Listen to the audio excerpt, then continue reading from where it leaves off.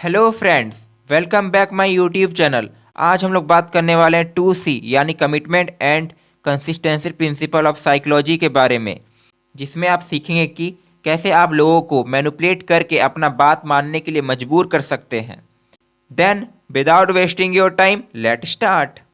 हम बात करते हैं 2C प्रिंसिपल के बारे में। आखिर 2C प्रिंसिपल क्या होता है और ये कैसे यूज़ करते हैं। आपको 2C यानी कमिटमेंट एंड कंसिस्टेंसी प्रिंसिपल को समझने के लिए आपको ये स्टोरी काफ़ी हेल्प करेगा। 1960 में जोनाथन फ्रीडमैन और स्कॉट फ्रीजर ने एक एक्सपेरिमेंट किया।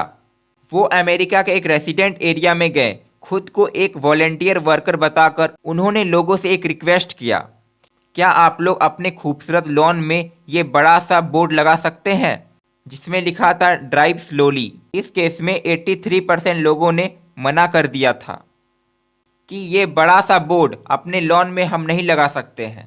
जब रिसर्चर्स ने ये एक्सपेरिमेंट दोबारा दोहराया तो उस केस में 76% लोगों ने सेम बोर्ड लगाने के लिए राजी हो गए थे। अब सवाल ये आता है कि इस बार रिसर्चर्स ने क्या अलग किया था। इस केस में रिसर्चर्स ने 2 हफ्ते पहले एक और वॉलंटियर भेजा था जिसमें 3 इंच का छोटा सा स्टिकर्स लोगों को अपने घर में लगाने के लिए कहा गया था, जिसमें लिखा था सेफ ड्राइव। क्योंकि वो स्टिकर बहुत छोटा था इसलिए मैक्सिमम लोग लगाने के लिए राजी हो गए और कमिटमेंट कर चुके थे। इसलिए इन्हीं लोगों से जब 2 हफ्ता बाद एक बड़ी रिक्वेस्ट की गई तब ये मान गए। इस प्रिंसिपल को कमिटमेंट एंड कंसिस्टेंसी प्रिंसिपल कहा जाता है। ये सेल्स में भी बहुत यूज़ होता है। अगर सेल्समैन को ज़्यादा सेल कराना है तो उसे पहले छोटा सेल कराना होगा जिसके लिए मैक्सिमम लोग राजी हो जाते हैं। इसको कुछ इस तरह से सोचते हैं, जैसे ही किसी ने आपसे अगर थोड़ा सा भी सामान खरीद लिया तो वो आपका कस्टमर बन गया। एक न्यू कस्टमर के मुकाबले एग्जिस्टिंग कस्टमर से सेल्स कराना ज़्यादा आसान है। ये प्रिंसिपल कितना पावरफुल है इसका अंदाज़ा कोरियन वॉर के टाइम चाइनीज़ पॉलिसी से लगा सकते हैं। कोरियन वॉर के दौरान बहुत से अमेरिकन सोल्जर्स को कैप्चर करके प्रिजनर ऑफ वॉर कैंप में लाया गया जिसे चाइनीज़ कम्युनिस्ट चला रहे थे। चाइनीज़ ने एक लीनियर पॉलिसी अपनाया जिसका मतलब है वो किसी भी अमेरिकन सोल्जर्स को कोई हार्श पनिशमेंट नहीं देंगे। जनवरी 1954 में जब कोरियन वॉर ख़त्म हुआ तब कैप्चर अमेरिकन सोल्जर्स को घर जाने का मौका दिया गया था। लेकिन हैरानी का बात तो यह है कि उसमें से 22 अमेरिकन सोल्जर्स घर जाने से मना कर दिए और कहा कि वो अब चाइना में ही रहना चाहते हैं।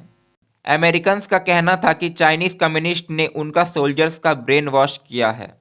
लेकिन सवाल तो ये आता है कि ऐसा क्या किया गया था अमेरिकन सोल्जर्स के साथ। ना कि बस उन्होंने घर जाने से मना कर दिया, उन्होंने वॉर के टाइम अपने दुश्मनों को सारा जानकारी भी दिया था।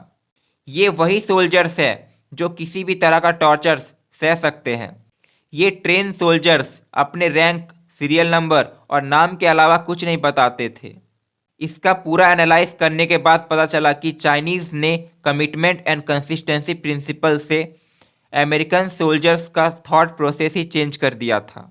ये प्रिजनर के पास जाते और बड़े प्यार से उन्हें एंटी अमेरिकन और या फिर प्रो कम्युनिस्ट स्टेटमेंट लिखने बोलते थे, जैसे कि यूनाइटेड स्टेट परफेक्ट नहीं है, एक कम्युनिस्ट कंट्रीज में नौकरी का कोई समस्या नहीं है।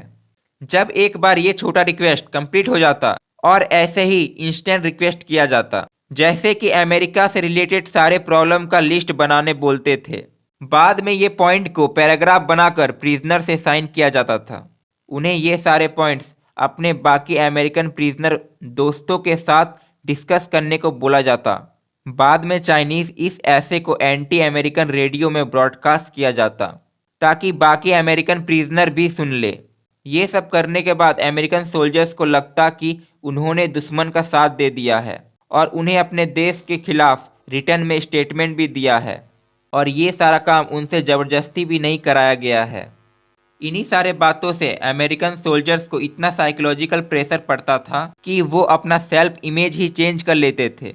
वो इस बात पर यकीन करने लगते थे कि अमेरिका में ही प्रॉब्लम है और अमेरिका ने ही वॉर स्टार्ट किया है और उनके देश में ही बहुत कमियां हैं।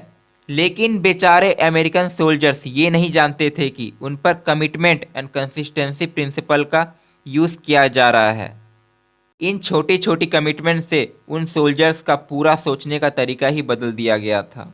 इन्हीं सारे कॉन्सेप्ट और इन्हीं सारे स्टोरीज के बाद ये वीडियो यहीं पर एंड होता है। अगर आपको मेरा मेहनत पसंद आया हो तो आप अपना ढेर सारा प्यार लाइक, कमेंट और सब्सक्राइब करके दिखा सकते हैं। फिर मिलते हैं अनदर वीडियो के साथ। जय हिंद।